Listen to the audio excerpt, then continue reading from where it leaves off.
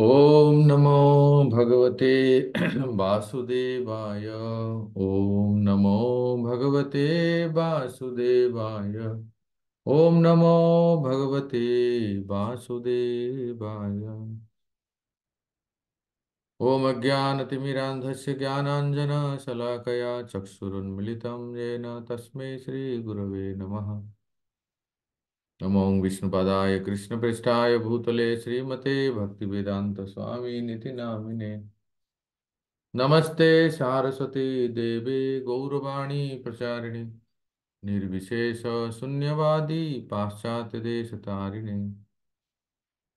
वंशाकल्पतरुभ्यश्च कृपा सिन्धुभ्य एव च पतितानां पावनेभ्यो वैष्णवेभ्यो नमो नमः। जय श्री कृष्ण चैतन्य प्रभु नित्यानंद श्री अद्वैत गदाधर शिवासादि गौर भक्तवृंद। हरे कृष्ण कृष्ण कृष्ण हरे हरे, हरे राम राम राम हरे हरे। गुरवे गौरचंद्राय राधिकाय तदालये कृष्णाय कृष्ण भक्ताय तद्भक्ताय नमो नमः। हरे कृष्णा। आज हम आपको शुरू से ही प्रारंभ से ही विनती करते हैं कि आग्रह भी करते हैं। आज कुछ कागज कलम ये सब आवश्यकता नहीं है। वो इसलिए कि आप कानों से देखेंगे आज। ठीक है।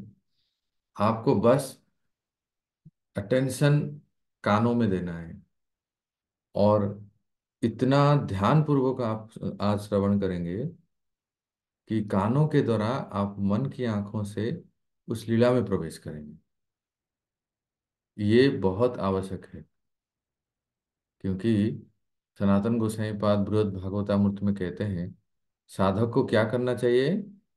कहते हैं, जो मैंने आपको पहले भी बताया था कि तद्धि तत्त ब्रज क्रीड़ा ध्यान गान प्रधानया। धी को, बुद्धि को ब्रज लीला, वृंदावन के मधुर लीलाओं में निमज्जित करना है और उनको इतना चाव से श्रवण करना है मानो कि दोनों कानों को दो दोने बना ले। और जो भी कथा सुनते हैं उसमें बस भरते जाए भरते जाए भरते जाए, यहाँ वहां दूसरी जगह पे एक बूंद भी न टपके।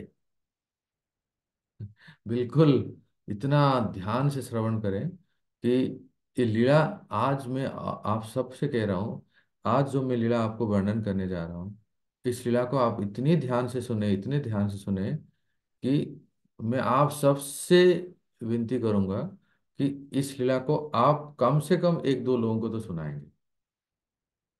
जिससे क्या होगा, हमारे मन में ये बैठ जाएगा और जब कभी थोड़ा सा हमें समय मिलेगा, जब के समय, अन्य समय भी उसको हम चिंतन कर सकते हैं और यही विधि है।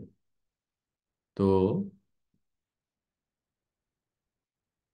ये लीला जो है कृष्णदास कविराज गोस्वामी महानुभाव के द्वारा रचित श्री गोविंद लीलामृत से है, जो भगवान के अष्टयाम लीलाओं का वर्णन है, जिसमें एक याम 3 घंटे की होती है। इस प्रकार से 8 याम अर्थात 24 घंटे। तो प्रातःकालीन लीला हम आज सुनेंगे। मैं आज ये क्यों आपको सुनाने जा रहा हूँ, क्योंकि कल हमने जो हमारी सीरीज चल रही है कृष्णा रिटर्न्स वृंदावन, उसमें हमने सुना कि कैसे श्री कृष्ण बिस्तर पे लेटे लेटे अधीर हो रहे हैं, कैसे मैं अपने वचन को पूरा करूं, गोपियों से विवाह करूं। और गोपियां वहां अधीर हो रहे हैं, सारी रात सो नहीं पा रहे हैं कि प्रियतम श्याम सुंदर अपने वचन को पूर्ण कैसे करेंगे। स्थितियां बहुत बहुत अलग हो गई है। करीब करीब 90 साल बीत चुके हैं। अभी पहले जैसा नहीं रहा ना कि श्री कृष्ण 11 साल के हैं, 10 साल के हैं, 9-10 साल के हैं और गोपियां भी 7-8-9 साल के हैं। ऐसी स्थिति नहीं रही। कहाँ 9 साल की लीला और कहाँ 90 साल के बाद पुनः मिलन, कितना बदल जाता है। अरे 12 साल में एक युग माना जाता है। प्रभुपाद जी लिखते हैं एक जगह पे, युगाइतम निमिषेण चक्षुषा प्रावुर्षाइतम। जो चैतन्य चरितम, चैतन्य महाप्रभु के शिक्षाष्टकम का श्लोक है, गोविंद विरहे नमः। तो गोविंद के विरह में एक पल एक युग के समान बीतता है। तो प्रभुपाद लिखते हैं एक युग मतलब लगभग 12 साल। 12 साल के बाद अगर हम किसी से मिलते हैं या कहीं आते हैं या कहीं जाते हैं तो मान लेते हैं कि एक युग मान लो बीत गया। है ना। तो इतने वर्षों के बाद श्री कृष्ण का पुनः मिलन होता है। और हमने कल सुना कि कैसे रक्तक पत्रक ऐसे दो सखाए हैं जो श्री कृष्ण के दास सखा है, दास्य भाव में। और वो श्री कृष्ण को नहलाते हैं, बहुत सुंदर उपटन तैल इत्र आदि लगा के नहलाते हैं। और उनको सुंदर वस्त्र पहनाते हैं, आभूषण पहनाते हैं, मोर पंख सब सब बहुत सुंदर सजाते हैं। सजाने के बाद श्री कृष्ण जब तैयार हो जाते हैं, उनको देख के सभी लोग आकर्षित हो जाते हैं। ऐसे ही सुंदर है श्याम सुंदर। ऊपर से जब सजाते हैं तो कहना ही क्या। तो ये जो हमने सुना है, इसके बाद थोड़ा सा गोविंद लीलामृत से इसी संबंध में सुनते हैं। क्या वर्णन आता है देखिए। जब श्री कृष्ण सुबह जग के नहाने के लिए जाते हैं, स्नान करने के लिए जाते हैं। और स्नान कर, जो सखा लोग उनको स्नान कराते हैं, जैसे रक्तक पत्रक आदि मुख्य हैं, और भी सखाए हैं। कोई बाजूबंद उनको आभूषण धारण कराता है कोई। तो ये जो श्रृंगार कराते हैं ना सखा लोग, उसमें मैया यशोदा का मन नहीं भरता है। मैया यशोदा आके देखती है, अरे अरे अरे, तुमने ठीक से नहीं लगाया, ऐसे लगाओ ना, थोड़ा सा घुमा के लगाओ बाजूबंद को। तो सब सखाओं को वो, मतलब जैसे मानो जैसे उनको पता नहीं है। पता है, पता है श्रृंगार कैसे करना पता है। पर फिर भी जिनका विग्रह है ना, जैसे मान लीजिए आपके विग्रह है, गौर निताई है या राधा कृष्ण है कृष्ण, आप जब तक टच नहीं करेंगे, आप जब तक देख नहीं लेंगे, आपकी संतुष्टि नहीं होगी। कोई दूसरा कर भी ले, खुद करे तो ठीक है, कोई दूसरा भी कर लेना, तो थोड़ा सा ऐसा लगता है कुछ कमी हो गई, है ना। तो उसी प्रकार से सारे सखा लोग श्री कृष्ण को श्रृंगार कर रहे हैं, फिर भी मैया आके देखती है वो बाजूबंद कैसे बांधे हैं, उनका नूपुर कैसे बांधे हैं, धोती ठीक से बांधे कि नहीं, बांसुरी कहाँ रखे हैं, मोर पंख राइट साइड है कि लेफ्ट साइड है। ये जो सखा लोग सजाते हैं, यशोदा माँ आके पुनः फिर से वो उनको मार्गदर्शन करती है। तो ग्रंथकार कहते हैं ऐसे ही प्रत्येक भक्त को अपने विग्रह के प्रति ऐसे अटैचमेंट होने चाहिए। मान लीजिए किसी कारणवश मैं सजा नहीं पा रही हूँ, तो कोई भी हमारे घर में सजाते हैं तो हमें जाके हमारी जिम्मेदारी है कि देखना चाहिए कि वो ढंग से सजाए कि नहीं।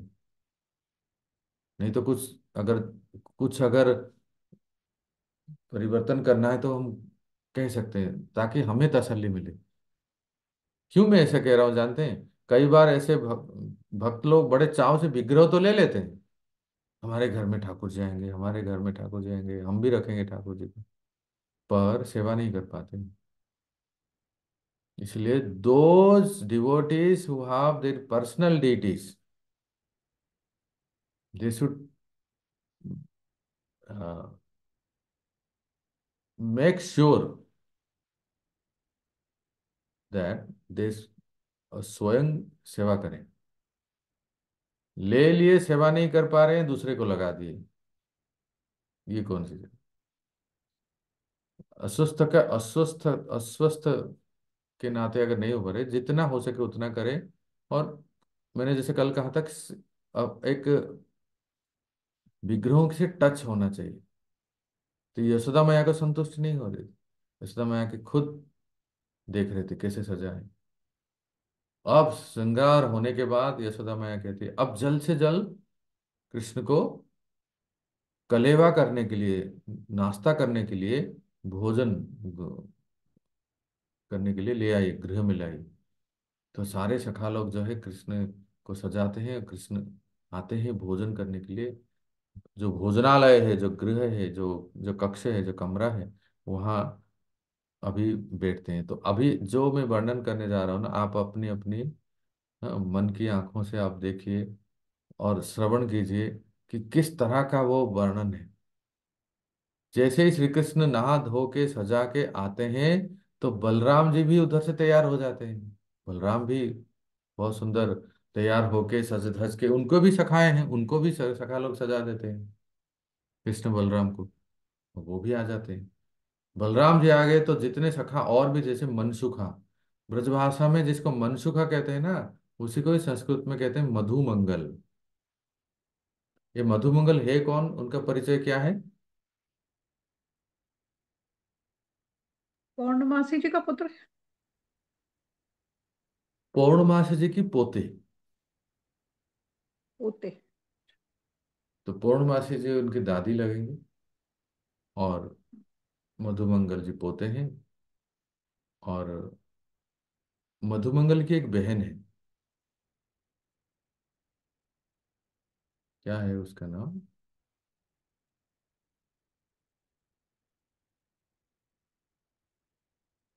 हाँ, देखिए, देखते हैं, स्मरण आएगा तो आपको बताता हूँ। वो मधुमंगल की जो बहन है,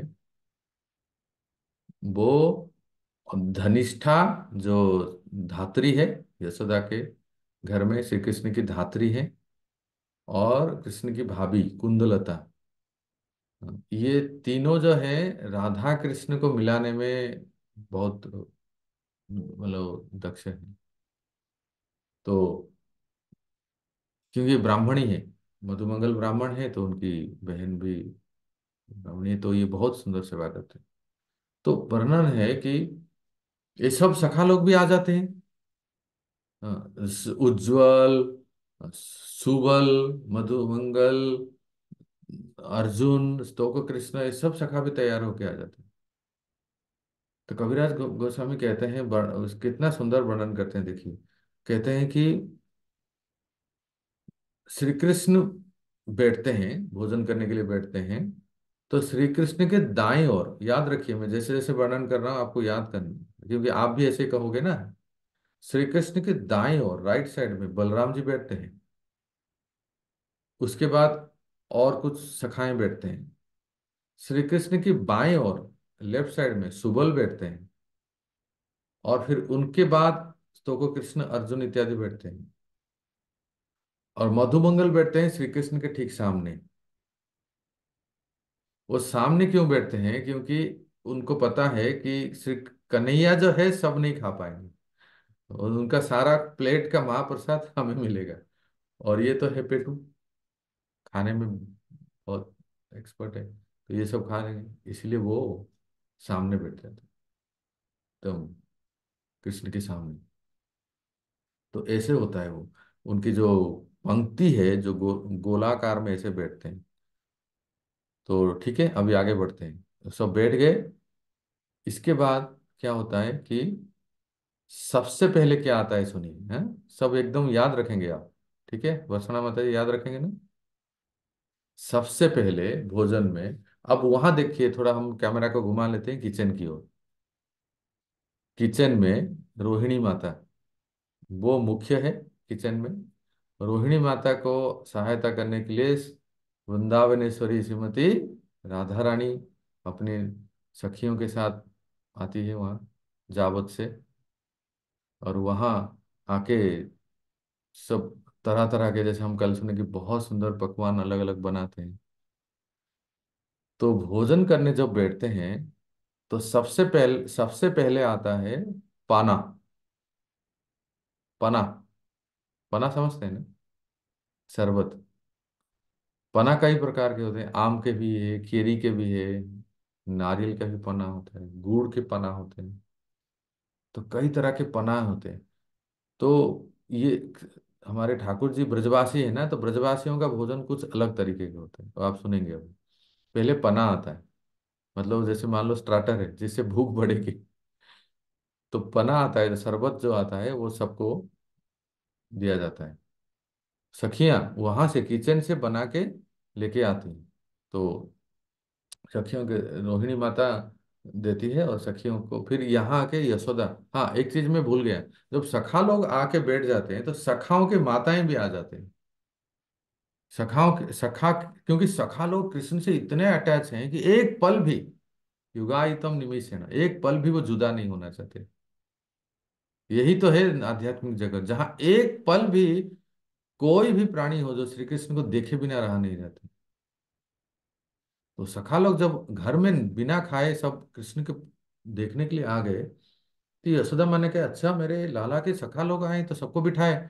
और सखाओं के माता भी आ गए अपने अपने घर से, जो जो बच्चों के लिए बनाए थे वो भी लेके आ गए। तो यशोदा ने जब देखा, अरे गोपियों आप भी आ गए, तो लाओ लाओ लाओ, क्या ला क्या आए हो। तो सब लोगों ने अपने अपने जो भी व्यंजन बनाए थे आइटम, वो सब यशोदा माँ को दे दिए, ये लाइन। तो आओ हम सब मिलके इन बच्चों को हम देते हैं। तो जो यहाँ बनी थी वो तो था ही, और जो सखाओं के माताएं बनाए थे वो भी ले आए। यशोदा मेन सर्विंग जो है यशोदा करती है। किचन में है रोहिणी माता और श्रीमती राधा रानी और सखियां, और कोई सखी को भेजते हैं। कभी रोहिणी आती है, कभी कोई सखी को भेजते हैं कि ये एक एक व्यंजन लेके आए। यहाँ तक याद रहा? आगे बढ़े, वसना माता जी आगे बढ़े। जी, कभी रोहिणी माता आती है, कभी कोई सखी आती है। सखी। हम्म। तो जब सब बैठ गए, सबसे पहले कौन सा आइटम आया? पना। ठीक है। तो शरबत आया, तो शरबत सबको दिया गया, ताकि इससे थोड़ा सा पिएंगे तो भूख बढ़ती है। सब वो हो गया। उसके बाद देखिए क्या आता है। श्रीमती राधा रानी ने बहुत ही सुंदर लड्डू बनाए हैं। इसका कई नाम है। एक एक एक जगह पे लिखा है गंगा जल, एक जगह पे लिखा है मनोहर, मनोहर लड्डू। बहुत ही स्वादिष्ट है। तो राधा रानी रंग देवी को देती है, एकदम पर्टिकुलर मैं नाम ले रहा हूँ, हाँ। श्रीमती राधा रानी रंग देवी को देती है, और रंग देवी रोहिणी माता को देती है। और रोहिणी माता वो फिर लड्डू लेके आती है, यशोदा माँ को देती है। सर्विंग जहाँ हो रहा है, जहाँ सेवा कर रहे हैं, तो यशोदा माँ सबके थालू, सबके प्लेट में, सोने के थाली में लड्डू लाती है, और सबके जो थाल है, प्लेट है, उसमें कटोरी में लड्डू रखती है। तो रखते समय कोई कहते नहीं नहीं नहीं, बस बस बस, और नहीं, बस मैया इतने में ही ठीक है। बोले जानते हो ये विशेष है। तो मधुमोल पूछते क्या विशेष है, क्या विशेष है बताओ ना मैया। इसको साक्षात इसको राधा रानी ने बनाया। क्या, राधा रानी ने बनाए? तो मधुमंगल और चार ले लेते। पहले क्यों नहीं बताया? तो कन्हैया कहते मैया मुझे, बोले लो ना, तुम्हारे लिए तो लाया, तो कन्हैया को भी दो चार ले लेते। सब लोगों ने जब सुना कि इस लड्डू को राधा रानी ने अपने हाथों से बना के घर से लाए हैं, तो सब लोग बड़े चाव से, क्योंकि दुर्वासा जी के आशीर्वाद है ना, आपको पता है ना वो कथा। राधा रानी जो भी बनाएगी वो अमृत होगी, जिससे दीर्घायु अ, और चिरंजीवी रहेंगे, और सब इसलिए राधा रानी को बुलाते थे वो हमेशा रसोई करने के लिए। तो जब राधा रानी की बनाई हुई लड्डू को सब लोग ले रहे हैं, तो यहाँ तो थोड़ा सा आप ध्यान से सुनिए। राधा रानी को मन में ये इच्छा होती है कि मैंने जो लड्डू बनाई प्रियतम को कैसा लगा, स्वादिष्ट है कि नहीं, उसमें घी, शक्कर या गुड़, बेसन या दूध पाउडर, अमूल के लड्डू, तो ये सब मात्रा सब ठीक है कि नहीं। तो ये सब देखने के लिए राधा रानी झरोखे से, किचन के झरोखे से दृष्टि कटाक्ष, कदा करिष्यसि माम कृपा कटाक्ष, और कटाक्ष दृष्टि से देख रही है, रोहिणी के पीछे खड़े होके अपने प्यारे श्याम सुंदर। सबसे पहले वो पना के बाद लड्डू खाते हैं, और एक खाते हैं तो अपनी तिरछी नजर से झरोखे की ओर देख रहे हैं। जरा सोचिए, झरोखे से दो नेत्र पाकशाला जहां भोजन ग्रहण कर रहे हैं वहां देख रहे हैं, और जो यहाँ भोजन कर रहे हैं यहाँ से एक एक लड्डू जब खाते हैं तो तिरछी नजरों से झरोखों को देख रहे, तो झरोखों में श्रीमती राधा रानी है, और यहाँ अपने प्रियतम श्याम सुंदर है जो भोजन ग्रहण कर रहे हैं। एक समय में, प्रातःकालीन समय में, प्रातः मुहूर्त में दो से दो चार नेत्र मिल चुके हैं। यही है सबसे पहले प्रातः समय में राधा गोविंद जी का दर्शन। ये वो प्रातःकालीन समय में प्रातः बेला में, मतलब वो तो निशांत लीला तो हो गई। मैं कभी आपको बाद में बताऊंगा निशांत लीला अर्थात कुंज से जब लौटते हैं, कुंज से लौट के राधा रानी अपने घर चली जाती है, श्री कृष्ण अपने यहाँ चले जाते हैं, फिर दोनों नहाते हैं, फिर दोनों कलेवा करने के लिए श्री कृष्ण आते हैं, राधा रानी बना के लाती है। पर सुबह के समय में सबसे पहला राधा माधव का दर्शन होता है किचन में। किचन से राधा रानी दर्शन करती है अपने प्रियतम श्याम सुंदर को, और श्याम सुंदर एक एक लड्डू लेते हैं तो अपनी तिरछी नजरों से प्रिया जी को देखते हैं। और इन दोनों को देख के, इनके आनंद में कौन आनंदित होते हैं बताएं? ललिता, विशाखा, चित्रा, चंपकलता, सरस्वती, जगन्नाथेश्वरी, पद्मजा, नंदीमुखी, सब सब सब सब सब जितने भी हैं सब, सारे सखियां बहुत आनंदित होते हैं। कुछ सखियां राधा रानी की ओर देखते हैं, कुछ सखियां कृष्ण की ओर देखते हैं, कुछ सखियां श्याम सुंदर की ओर देखते हैं, कुछ सखियां राधा रानी की ओर। जरा देखिए इनकी आनंद क्या है। राधा श्याम सुंदर के नेत्र मिलन में सारे सखियों को तो आनंद की सीमा ही नहीं रहती। सुबह सुबह देखा तो किसको देखा? किसको देखा मंगल आरती में? राधा श्याम सुंदर को देखा, दोनों को देख रहे हैं। ये प्रेम भरी दृष्टि, चितवन, तिरछी नजर, जो एक दूसरे को देख रहे हैं, जिसको सखियां देख के वो खुद आनंदित हो रहे हैं।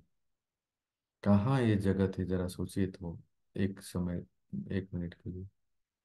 इस जगत में जहाँ इतना ईर्ष्या है, अगर किसी ने देख लिया अपने प्रियतम, अपने बिलॉव्ड को, अपने प्रेमी को, तो ऐसा ऐसा देखते हैं कि जैसे मानो अभी जला देंगे।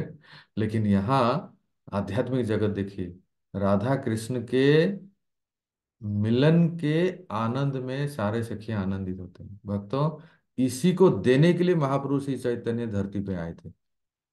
ये जो नाम संकीर्तन करना, ये तो बाह्य है। नाम संकीर्तन करना, प्रकाशानंद सरस्वती को डिफीट करना, केशव काश्मीरी को डिफीट करना, सार्वभौम भट्टाचार्य को, ये सब सब सब सब जो है बाह्य है। ये भी उनके लीला के प्रकरण में था। बस जो 18 साल तक महाप्रभु गंभीरा में रह के जिसको आस्वादन किए, और जो सारा जगत को देने के लिए आए थे, वो क्या था कि राधा कृष्ण के मिलन में उनको देख के, उनकी सेवा में जो सखियां जो खिलखिला के हंसते हैं, जो प्रसन्नता होती है, जो आनंद, जो जो खुशी, जो संतुष्टि अनुभव करते हैं, और इस इतना प्रसन्न हो जाते हैं। अरे कैसे संभव है? किसी को दे के हम कैसे प्रसन्न हो सकते हैं? यही तो है आध्यात्मिक जगत। और यही है निकुंज लीला रति की ली सिद्धे, या ली भी युक्तिर आली, सारे सखियां जो हैं, और हमारे गुरु महाराज मंजरी स्वरूप में दक्ष हैं राधा कृष्ण को मिलाने में। यही आनंद है भक्तों, इसी में ही, इसी को देने के लिए महाप्रभु आए थे। नाम संकीर्तन के द्वारा इसी भाव को प्रदान करने के लिए, जो किसी ने कभी नहीं दिया। अनंत कोटि से अनंत स्वरूप है भगवान के, अनंत काल से भगवान अवतरित होते हैं, ना स्वयं भगवान, ना भगवान के कोई अवतार, ना ना कोई देवी देवता, ना कोई उनके परिकर, साधु संत, कोई कोई नहीं। ये स्वयं भगवान जब राधा भाव में आते हैं, तब ये मंजरी सखी भाव जो है, सहचरी भाव है, ये जीव को प्रदान करते हैं। Try to understand what I am saying. महाप्रभु स्वयं राधा भाव को आस्वादन करते हैं, पर जीव को, हम जैसे जीवों को वो प्रदान किए हैं नाम संकीर्तन के द्वारा, अपने भक्तों को एम्पावर करके। आज जो मैं आपके सामने वर्णन कर रहा हूं, कहाँ से हमें प्राप्त हुआ है? महाप्रभु के पार्षदों से। कृष्णदास कविराज गोस्वामी के गोविंद लीलामृत से। अगर महाप्रभु नहीं होते और महाप्रभु के पार्षद ये सब नहीं दिए होते, हमें कैसे पता चलता? इसलिए तो पद में कहते हैं, राधार महिमा प्रेम रस सीमा, जगते जानत के कोई नहीं जान सकता। यदि गौर न होई तो तबे की होई तो। हम लोग का कितना बड़ा सौभाग्य है। हमें क्या मिला है जो गौड़ीय संप्रदाय में आते हैं, हमारा धरोहर क्या है देखिए। हम एक एक बहुत अच्छे संत अपने प्रवचन में बता रहे थे, हम हो सकता है कि हम बड़े बड़े मंदिर नहीं बना पा रहे हैं, हो सकता है कि हम बड़े बड़े भंडारे नहीं कर पा रहे हैं, हो सकता है कि हम बड़े बड़े दान पुण्य नहीं कर पा रहे हैं, जितना शक्ति सामर्थ्य सक्षम होता है कर, परंतु हमारे गौड़ीय संप्रदाय में जो खजाना है, जो गोस्वामियों ने हमें दिया है, वो और कहीं भी नहीं है। मैं हम ये नहीं कह रहे, निम्बार्क संप्रदाय में भी है और बाकी संप्रदाय में है, परंतु इतना गूढ़ रहस्य, एक एक डिटेल, इतना डिटेल में, और किसी कोई संप्रदाय में इतना सुंदर वर्णन नहीं किया है। जो रूप गोसाई पाद ने भक्ति रसामृत सिंधु उज्ज्वल नीलमणि, जो कृष्णदास कविराज गोस्वामी ने चैतन्य चरितामृत गोविंद लीलामृत, जो विश्वनाथ चक्रवर्ती पाद ने सारार्थ दर्शन, जो कवि कर्णपुर ने कृष्ण भावनामृत इत्यादि ग्रंथों में जो वर्णन किए हैं ना, वो कब पढ़ेंगे, कब सुनेंगे, कब जानेंगे, कब लीला में हम डूबेंगे। इसलिए भक्तों, हमारा सौभाग्य है कि हम सब इन्हीं इन्हीं आचार्यों की परंपरा में आते हैं, इन्हीं भक्तों के संग में रहते हैं। तो यहाँ राधा माधव का जो प्रातःकालीन समय में नजरों से नजर मिलती है, दृष्टिपात होती है, तो इसको देख के सखियां बड़े आनंदित हो जाते हैं। और फिर लड्डू हो गया, उसके बाद फिर पकवान। पकवान में क्या क्या आता है? पुआ, पूरी, अनेक प्रकार के जो मिठाइयाँ, फिर जो पीठा, बंगाल उड़ीसा में कहते हैं पीठा ये सब पकवान में आते हैं, अर्थात जो अ, मैदे के, बेसन के, आटे के, ये सब जो है ना, ये सब पकवान में आते हैं। तो मीठा लड्डू हो गया, लड्डू फिर पकवान आए। पकवान वैसे बहुत हेवी होता है, तो वो इन ब्रज में ब्रजवासियों का खाने का तरीका कुछ अलग है। पहले मीठा खाएंगे बिहार उड़ीसा बंगाल में मीठा अंत में खाते हैं। हमारे महाप्रभु मीठा अंत में खाते हैं, पर यहाँ ब्रज में हमारे ठाकुर जी मीठा पहले खाते हैं। हाँ, मैं कभी ब्रजवासी के घर में कहीं प्रसाद लेने जाते हैं, बुलाते हैं ना, तो पहले मीठा देते हैं उन्हें। तो ऐसे सब पकवान आए, तो पकवान आए तो मतलब किचन से सब बना बना के लाए, तो रोहिणी माता ने दिया, जसोदा माता ने ऐसे सबके थाल में रखा। अब देखिए बहुत सुंदर मधुर लीला शुरू होती है। जब सबके थाल में रखे, तो मधुमंगल क्या करता है, कहता है, मैया, मैया, ये कन्हैया है ना, अब बहुत छोटा है, वो इतना खा नहीं पाएगा, उसको इतना मत दे। ये कह रहा है मधुमंगल, वो इतना खा नहीं पाएगा, उसको अपच हो जाएगा, तो मुझे दे दे उसको खाने की इच्छा है ना, इसलिए कहते तुम मुझे दे। तो यशोदा तो जानती है मधु बहुत चतुर है, तो बोला तुम, वो यशोदा कहती है मैं दे रही हूँ ना, मैं दे रही हूँ बस। और मधुमंगल को ज्यादा देते हैं और सबको देते हैं। तो कन्हैया की क्या है, कन्हैया कहते हैं मैया बस बस बस, अब मैं ज्यादा नहीं खा पाऊंगी, तुम क्या इतना सारा दे दिए। तो मैया जैसे ही नजर उधर से फेरती है किचन की ओर, कृष्ण जो है अपने थाल अपने प्लेट से, पतल से, जो भी कहिए, निकाल के और सखाओं के प्लेट में सब दे देते हैं। तो भैया की नजर फिर से जाती, कन्हैया तू कहाँ कर रहा है। बहुत उनका प्रेम है ना, वात्सल्य रस की साक्षात मूर्तिमान स्वरूप। तुम्हें तुम्हें दे रही हूँ, तुम्हें बाकियों को दे रहा हूँ ना, दे रही हूँ ना, तुम क्यों सबको दे रहे हो। तो कन्हैया कहते हैं, भैया मुझे ना खाने में जितना आनंद नहीं आता है, देने में बहुत अच्छा लगता है। जय हो। क्या कहना। हमारे ठाकुर जी इतने अच्छे हैं ना। चाहे वो गौरांग महाप्रभु क्यों ना हो, आपने चैतन्य चरितामृत की लीला में भी सुना होगा कि महाप्रभु जब पंगत बैठता था ना, महाप्रभु स्वरूप दामोदर गोस्वामी और सबको कहते थे, हमारे वैष्णवों को उड़िया और गौड़िया, महाप्रभु के दो बहुत प्रिय थे। उड़िया मतलब उड़ीसा के, और गौड़िया मतलब बंगाल के। वैसे बाकी सब भी प्रिय हैं, ऐसा नहीं कह रहा हूँ कि दिल्ली के और नेपाल के और सूरत के लोग प्रिय नहीं है। परंतु ये महाप्रभु की लीला में ये लोग बहुत प्रमुख थे। तो महाप्रभु कहते थे, क्या कहते थे।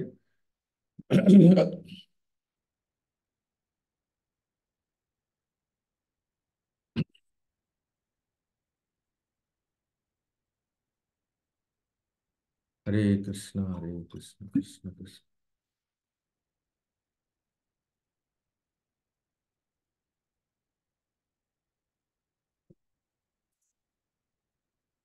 महाप्रभु कहते थे, अकंठ भोजन करी मुखे बोलो हरि हरि। कंठ तक भोजन करो। इतना इतना प्रेम करते थे, इतना प्रेम से सबको परोसते थे। महाप्रभु खुद परोसते थे तो स्वरूप दामोदर गोस्वामी आते थे, महाप्रभु आप हमें दीजिए ना, हम किस लिए। अगर स्वयं गुरु महाराज जी परोसेंगे तो हम किस दिन काम आएंगे, सरस्वती माता।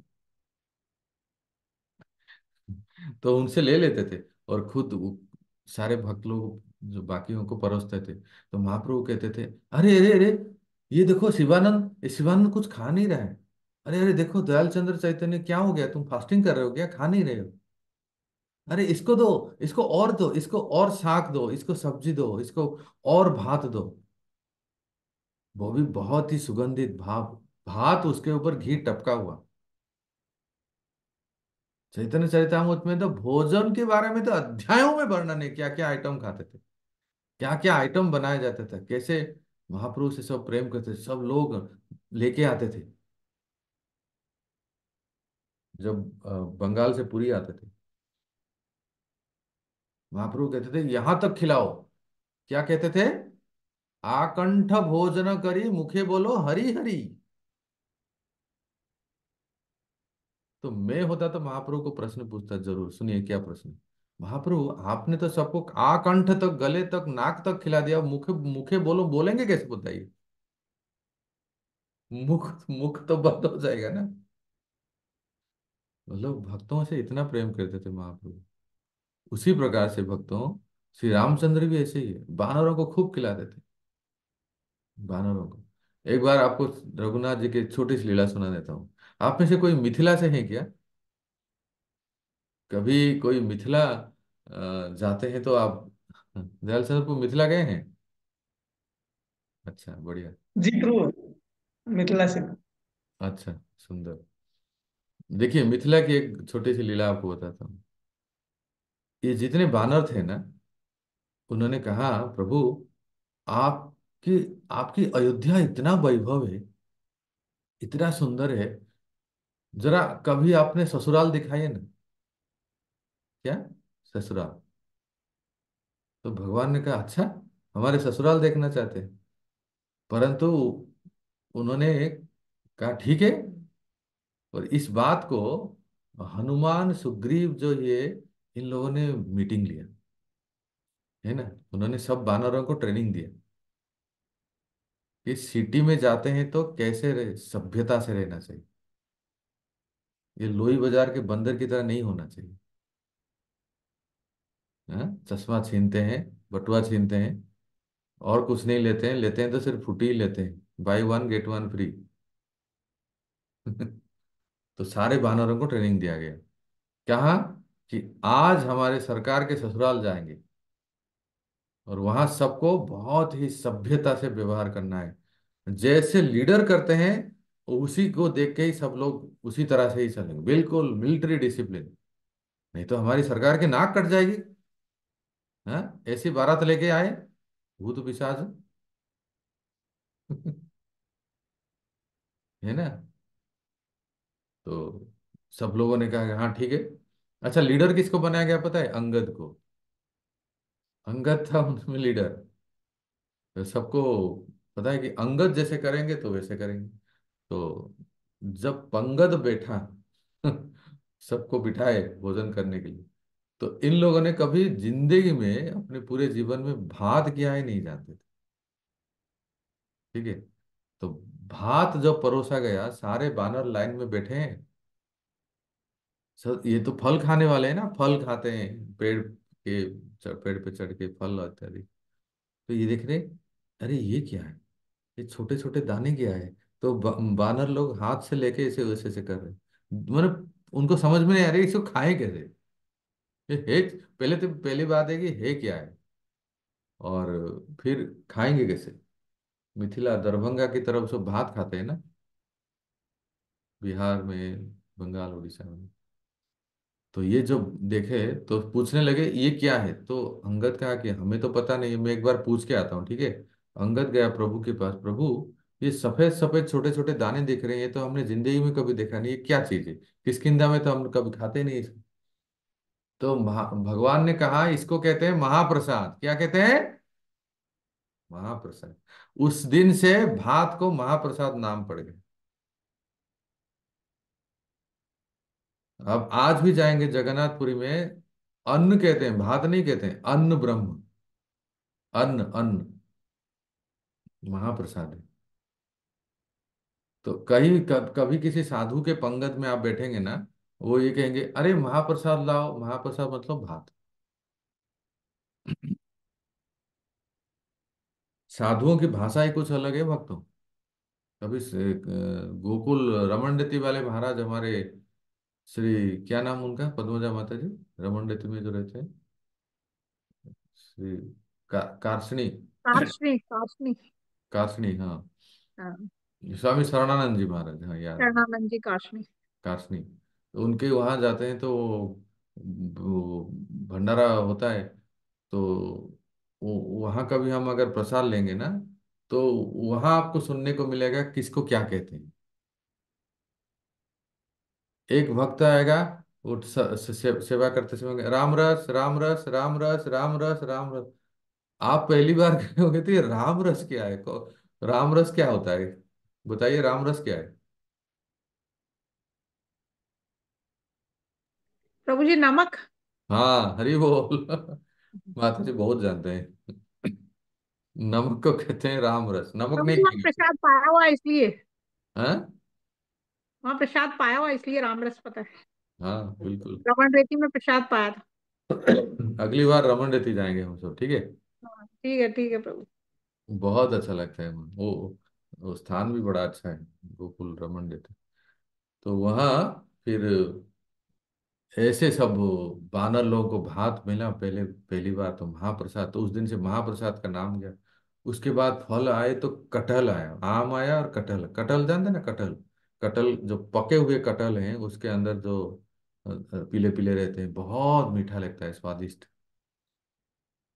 ये बानर कभी खाए नहीं इस तरह का, है ना। तो ये पके हुए कटहल को जब जैसे आया, तो उस कटहल को लेके सब देख रहे हैं, बस खाने की तैयारी में है। तब सबसे पहले अंगद जी को देख रहे हैं ना, लीडर जैसे करेगा। तो अंगद जी ने कटहल को लिया और खाने ही वाले थे, तो उनके हाथ से फिसल गया और बीज ऊपर उठ गया।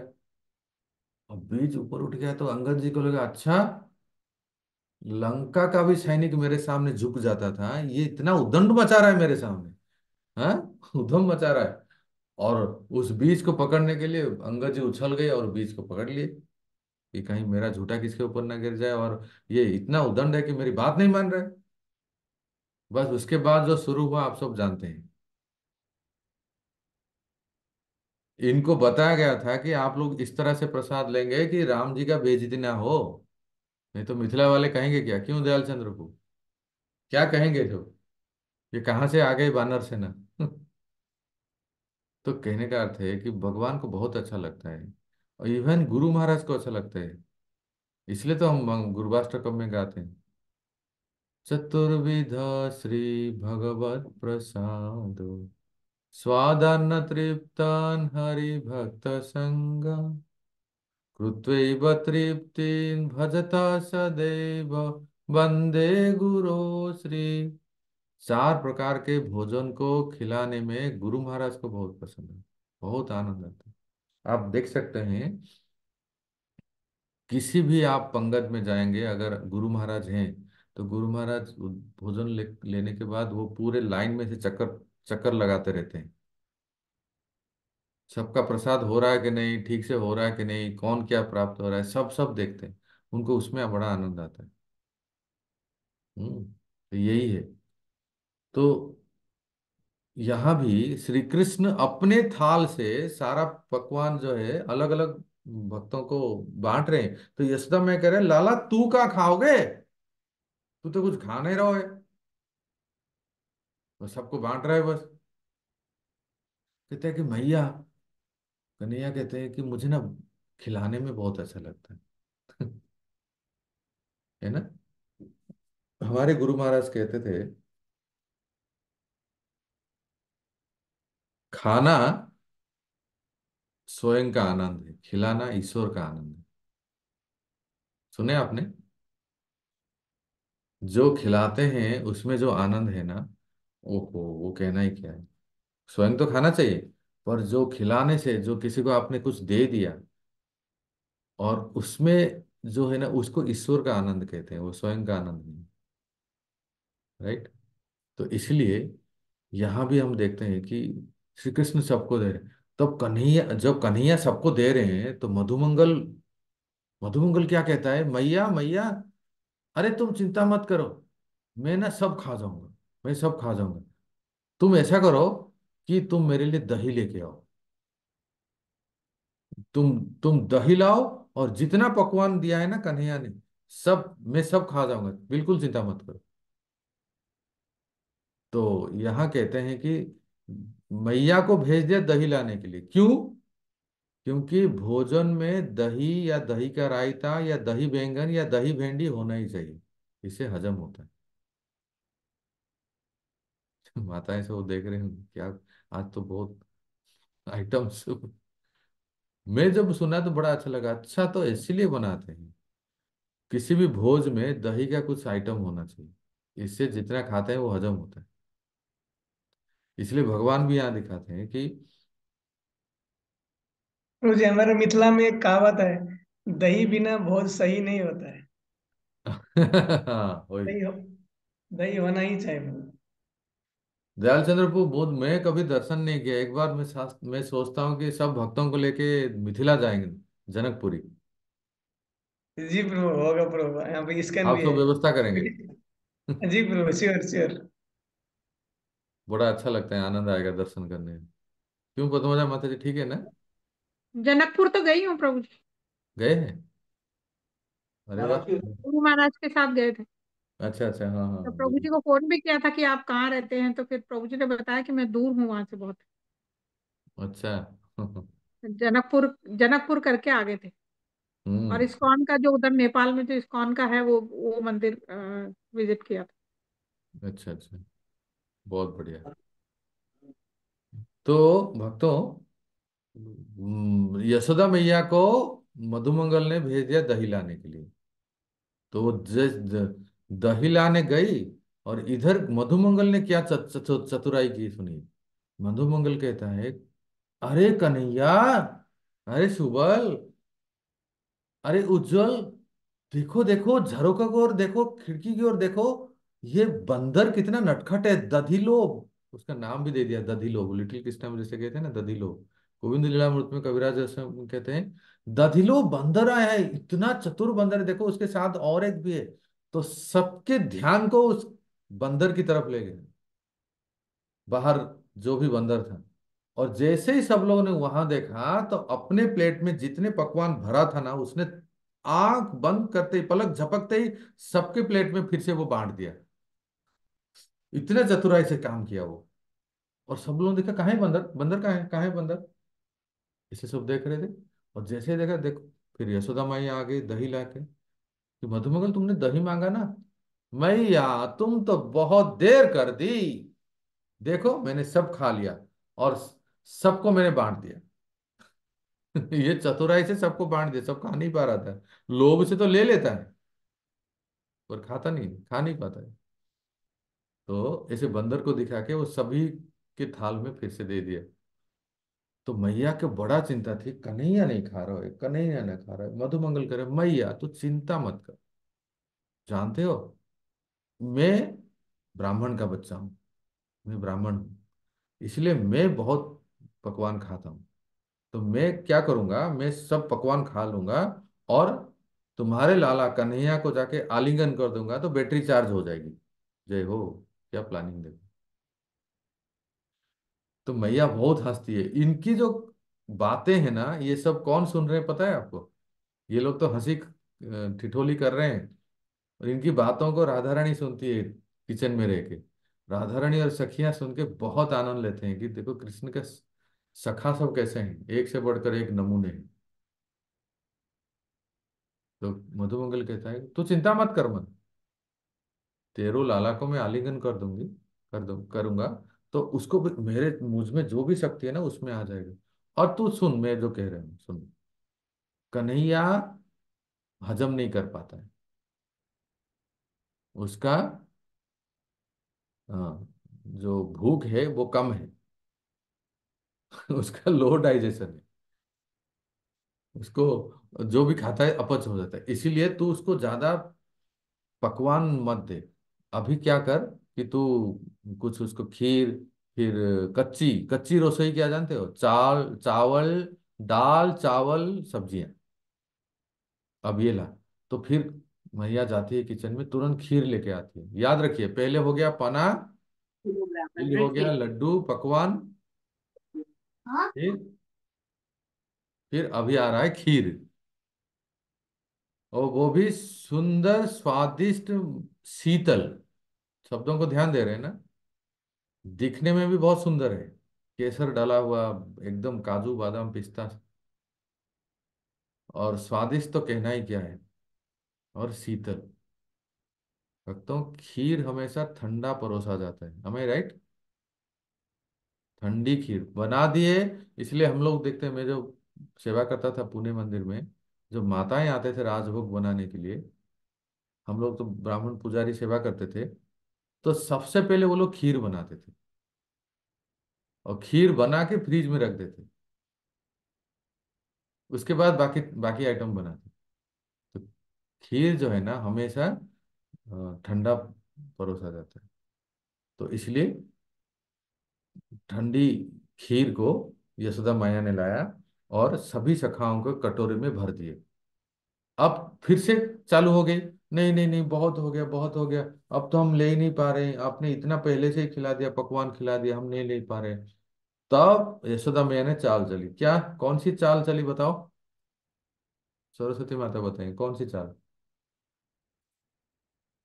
इस खीर को स्वयं राधा रानी ने बनाया है। ये खीर कौन बना सकता है? कोई नहीं बना सकता है, इसे त्रिभुवन में कोई ऐसा नहीं, इतने सुंदर स्वादिष्ट शीतल खीर को कौन बना सकता है? साक्षात श्रीमती राधा रानी ने इस खीर को अभी अभी बना के शीतल करके आप सबको देगी। जैसे ही राधा रानी ने बनाई सुने तो सब लोग तो बोले कि मुझे और दे दो, और दे दो, और दे दो, सब चाट के खाने लगे। और फिर से श्याम सुंदर खीर अपने सुंदर हाथों से कर कमलों से भोजन कर रहे हैं, और ओह आह ऐसे एक्सप्रेशन दे रहे हैं, क्या स्वादिष्ट है, उसमें क्या अमृत डाला है, गुड़ डाले हैं, और सुंदर रंग भी दिख रहा है। और थोड़ा श्री जी की ओर देख रहे हैं, किशोरी जी को भी देख रहे हैं कि हमारे प्रियतम हमारी बनाई हुई खीर को। आपको याद है वो टेर कदम का स्टोरी, टेर कदम की लीला याद है ना? टेर कदम में सनातन गोस्वामी को रूप गोस्वामी ने जो खीर खिलाई ना, आज भी आप अगर टेर कदम जाएंगे तो वहां के जो बाबा हैं आपको खीर प्रसाद ही देते हैं, राइट। और वो खीर कौन बनाई थी? स्वयं राधा रानी ही बनाई।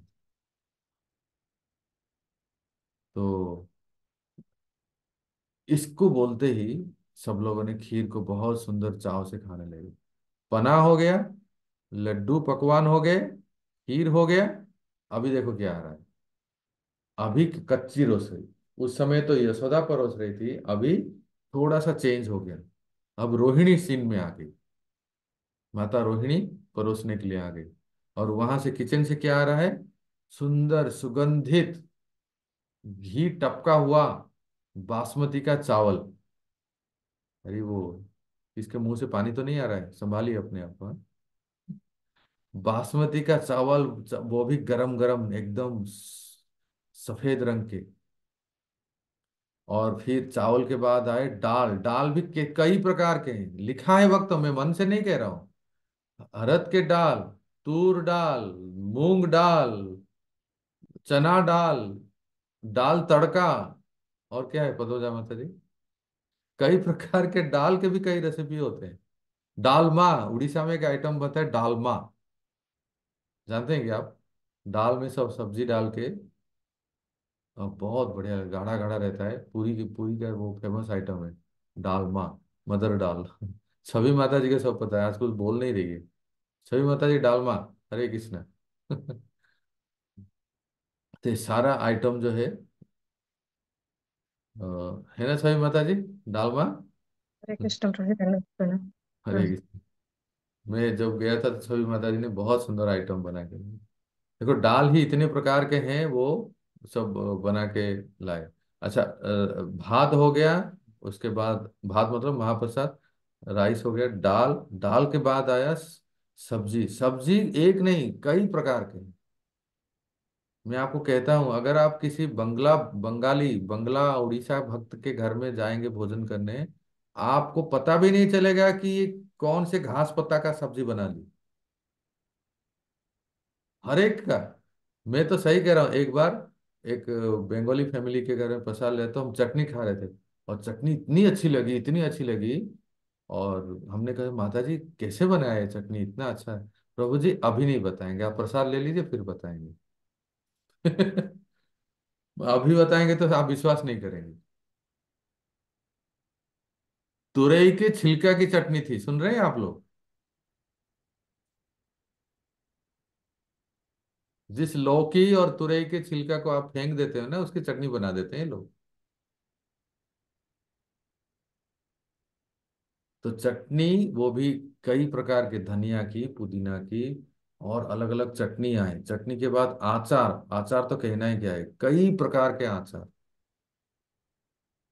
बहुत बड़ी व्यवस्था होती है। भगवान का ब्रेकफास्ट ही इतना है, जरा सुनिए। मैं लंच वर्णन करूं तो फिर मंगला आरती हो जाएगी, इसलिए आज नहीं करूंगा। ये तो मैं ब्रेकफास्ट का ही वर्णन कर रहा हूँ। तो अचार, चटनी, और अच्छा कुछ साग, फिर सब्जी, और एक होता है भाजा। बंगाल उड़ीसा में बनता है भाजा, अर्थात आलू को, या कच्चू को, कच्चू मतलब अरबी, या बैंगन बैंगन को। को, इत्यादि सब्जी को बेसन में घोल के, थोड़ा ऊपर नीचे से घोल के तावा में डाल के भाजा बना सकते हैं। या तो फिर चावल का पेस्ट करके, है ना छवि माता जी? चावल का पेस्ट करके। हाँ, कई सारे फूल, जैसे कद्दू के फूल का भाजा बनता है। कद्दू के फूल, तो उसका भी, सरसों के फूल, केले के फूल, ये सब का भाजी, ये सब था ठाकुर जी के ब्रेकफास्ट में। ये सब मैं आपको एक एक आइटम के कई प्रकार बता रहा हूँ। इतने सारे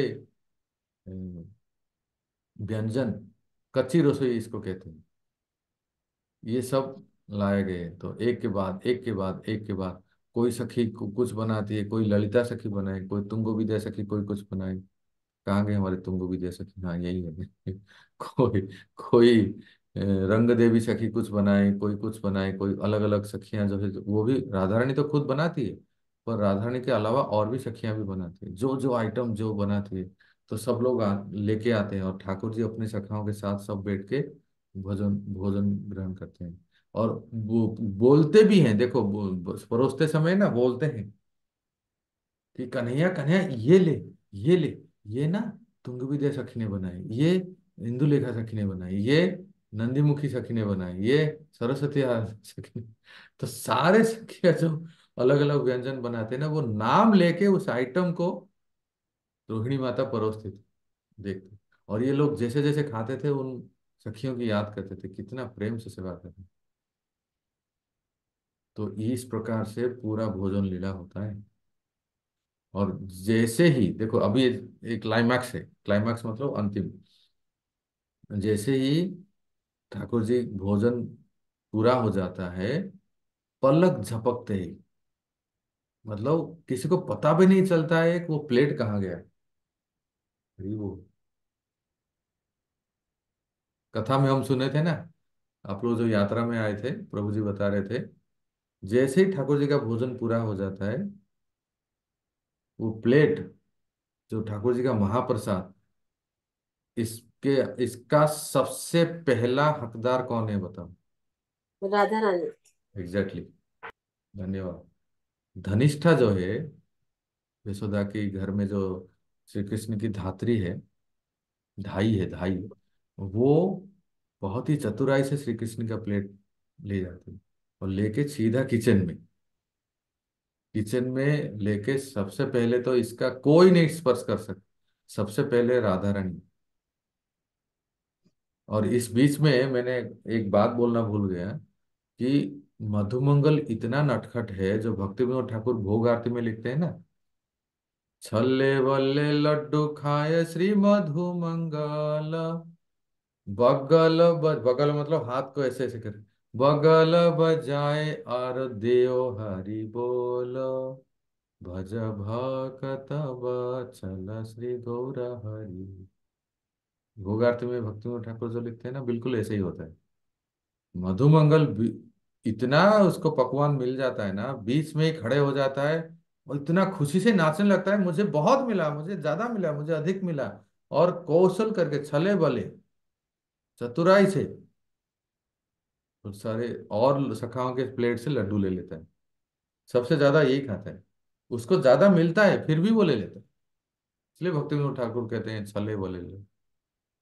तो आपने वो भोग आरती सुना होगा ना, भोग आरती पढ़े ना, भोग आरती में आता है ना, धनिष्ठा आनी लो। तो धनिष्ठा वो महाप्रसाद, जो ठाकुर जी का महाप्रसाद प्लेट को लेके आते हैं। एक बात हमें ध्यान से सुनना चाहिए, जो हमें याद रखना है, वो क्या है? श्रीमती राधा रानी का सबसे फेवरेट आइटम क्या है?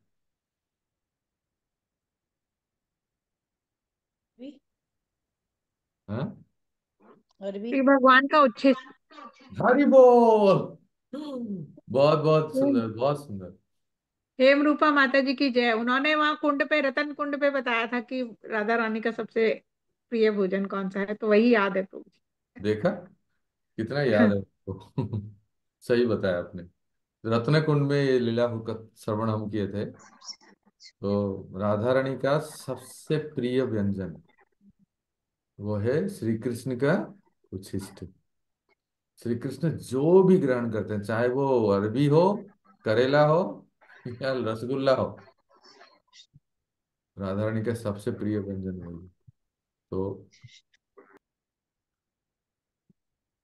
अ, सबसे पहले वो प्लेट को धनिष्ठा लेके आती है और श्रीमती राधा रानी आस्वादन करती है। फिर राधा रानी के बाद ललिता, विशाखा, चित्रा, चंपकलता, सारे सखियां। और हमें ऐसे ही भोग लगाना है भक्तों। आप लोग भी जो ठाकुर जी को भोग लगाते हो ना, लगाते हो ना जब भोग, तो भोग लगने के बाद उस प्लेट को ऐसे मन में स्मरण करना है कि इसको अभी राधा माधव ग्रहण करने के बाद, या जगन्नाथ जी या गौर निताई, इसको सारे नवद्वीप के पार्षद, वृंदावन के पार्षद, साख सखिया, फिर उसको आपके अल्टर में जो गुरु परंपरा है ना, उनको थोड़ा सा एक आधे मिनट के लिए दिखाइए, ऐसे इनको दिखाते जाइए। महाप्रसाद प्लेट एकदम से मत, एटीएम कार्ड की तरह मत निकाल लीजिए। कुछ लोग तो भोग ऐसे निकालते हैं जैसे एटीएम कार्ड निकालते। जी, कितना समय लगता है हमें भोजन करने में? हाँ जी। और जब भोग लगाते हैं तो कितना समय रखते हैं आप? सोचिए।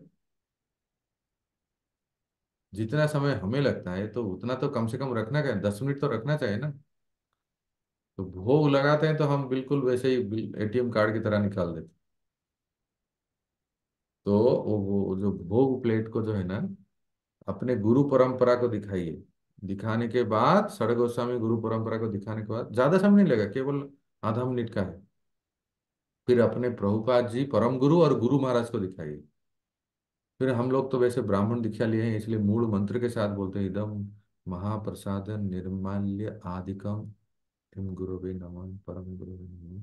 मूल मंत्र के साथ हम उसको दिखाते हैं, बोलते हैं।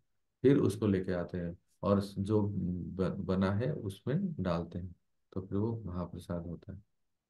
तो इस तरह से हमारे ठाकुर जी का ये प्रातःकालीन कलेवा भोजन लीला है। हरे कृष्णा कृष्ण कृष्ण हरे हरे, हरे राम राम राम हरे हरे। राम राम हरे हरे।